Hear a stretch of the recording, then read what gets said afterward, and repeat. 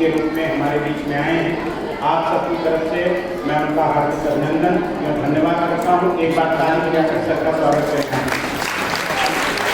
इसी के साथ हमारे बीच में जो हमारे मार्गदर्शक हैं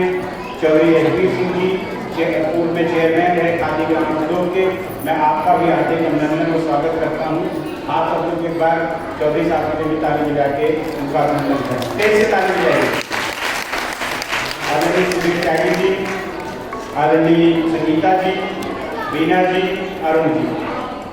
सर, हम आपको बताना चाहते हैं किसान कल्याण परिषद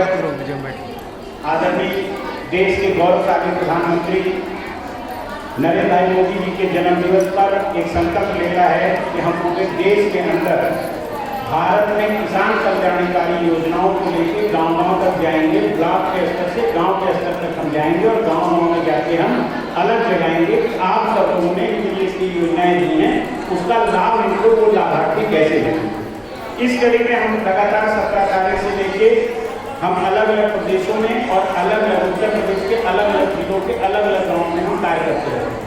इसी बीच में 15 अक्टूबर जैसा कि आपको विदित है कि हमारी मातृशक्ति को समर्पित है महिला कृषक दिवस के रूप में, तो हमने एक हफ्ते का पखवाड़ा उसी कार्यक्रम में जुड़ते हुए बनाया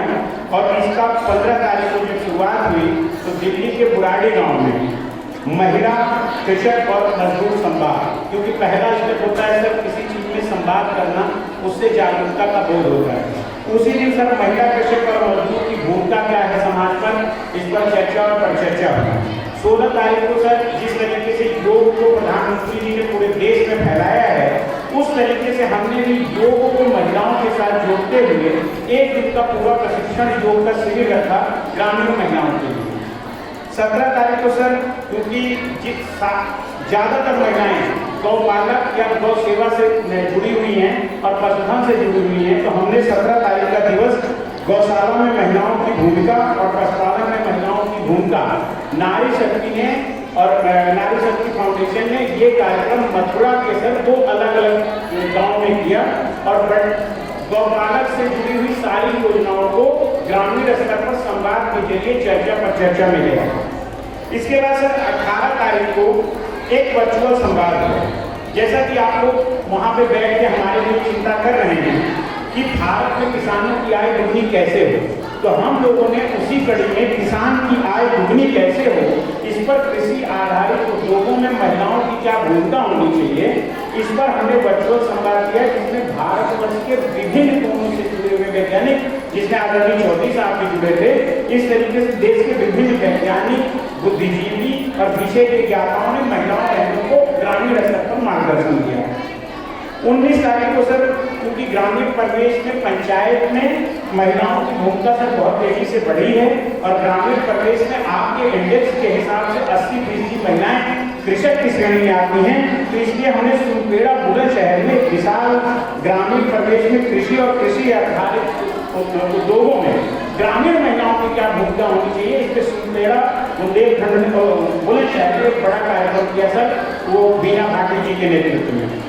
उसके बाद सर बिना प्रकृति के संरक्षण में, जैसा कि आप सब लोग चिंता करते हैं कि प्रकृति जब तक संरक्षित नहीं होगी, वन से आच्छादित नहीं होगी,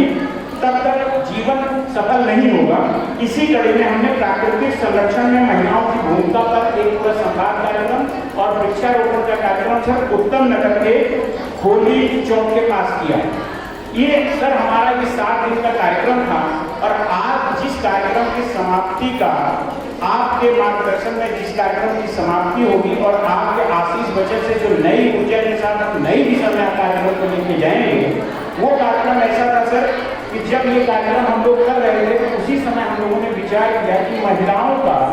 कृषि के क्षेत्र में और कृषि आधारित उद्योगों के क्षेत्र में बहुत व्यापक स्तर पर प्रचार प्रसार है, तो ऐसी 10 महिलाओं को सर हम लोगों ने चिन्हित किया देश के अलग अलग कोने में, जिसमें से उत्तराखंड से सुश्री माया नेगी जी थी, नीलम त्यागी जी उत्तर प्रदेश से थी, श्रीमती स्वाति अरविंद सिन्हारे जी महाराष्ट्र से थी, सुश्री सुदेवी जी सर एक अद्भुत ये है सर कि जर्मन महिला हैं और देश में आके सुदेवी के नाम से उन्होंने भारत की नागरिकता ली और 3000 नाम की गौशाला चला रही हैं। उसके अलावा सर श्रीमती बसंती स्वाति पड़ाकरी, श्रीमती अमृता पांडे, श्रीमती रेखा शर्मा और श्रीमती ज्योति, ये ऐसी महिलाएं कृषि आधारित उद्योग या कृषि के लिए अपने अपने क्षेत्रों में और ग्रामीण परिवेश से जुड़े क्षेत्रों में, इसमें बुलंदशहर से जो रेखा जी और ज्योति जी आई हैं, इन्होंने वहाँ पे FPO तक बना लिया है। इस तरीके की महिलाओं को हमने चिन्हित करके आज पंडित दीनदयाल उपाध्याय स्मृति महिला कृषक सम्मान 2021 से इनको सब पहले सत्र में सम्मानित किया। तो ये हमारे सब कार्यक्रम की पूरी रूपरेखा थी। मैं आप सब की तरफ से और सर के मार्फत कि सर एक ऐसी पोजीशन पे हैं जहां से हमारी बात को सहजता के साथ सरकार तक पहुंचा सकते हैं। सर पिछले 1 महीने से जब हम लोग गांव में जा रहे हैं, योजनाएं आपकी बहुत अच्छी हैं, हम सबको लाभकारी भी हैं और जिसको लाभ मिल रहा है उससे वो बहुत संतुष्ट है। लेकिन सर मैं निवेदन ये करना चाहूँगा कि योजनाओं को सहजता के साथ गांव में जिस तरीके से पहुंचाना चाहिए, शायद हम उसमें असफल हैं। गांव में संवाद के जरिए आपके सामने ये जो माताएं बहनें बैठी हैं, ये बुलंदशहर से आती हैं,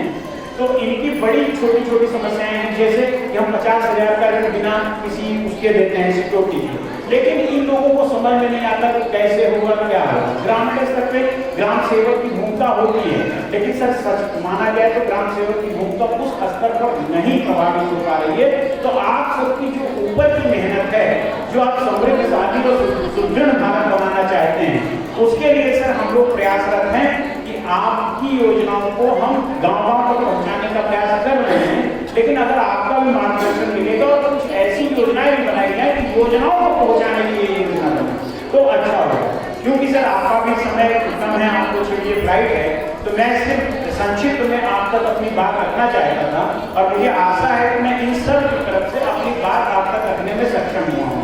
धन्यवाद। मैं अब निवेदन करूँगा बसेड़ी से काटूंगा।